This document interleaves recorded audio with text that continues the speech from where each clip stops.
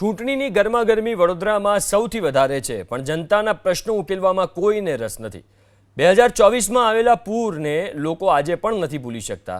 11 લોકોએ જીવ ગુમાવ્યો હતો, કેટલાય લોકો બેઘર બન્યા હતા, લાખોનું નુકસાન થયું હતું। ત્યારબાદ સરકારે વિશ્વામિત્રી નદી રિવાઇવલ પ્રોજેક્ટ હાથ ધર્યો, પણ અત્યારે માંડ 10 કે 20% જેટલી કામગીરી થઈ છે।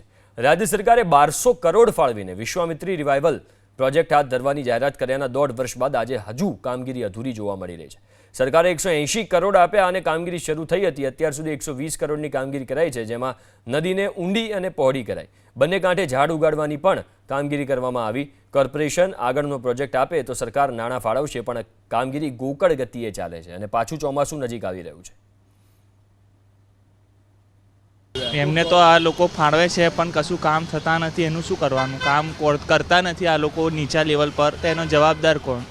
આ માટે પ્રજાએ સવાલ કરવા પડશે આ ફેરી, અને એમને પ્રજાએ બરાબર સવાલ કરવા પડશે અને પોતે જોઈને મત આપવો પડશે। કહીશ કે વિશ્વામિત્રી રિવરફ્રન્ટના નામે જે છેલ્લા 15 વર્ષથી ચૂંટણી લડાઈ રહી છે વડોદરામાં, એ રિવરફ્રન્ટ ડેવલપમેન્ટ પ્રોજેક્ટનો આજ દિવસ સુધી પ્રપોઝલ જ ગુજરાત કે કેન્દ્ર સરકારમાં નથી ગયો। ઇનફેક્ટ આજ દિવસ સુધી વિશ્વામિત્રી નદીનો એક બી પ્રોજેક્ટ એનઆરસીપીમાં સબમિટ નથી થયો।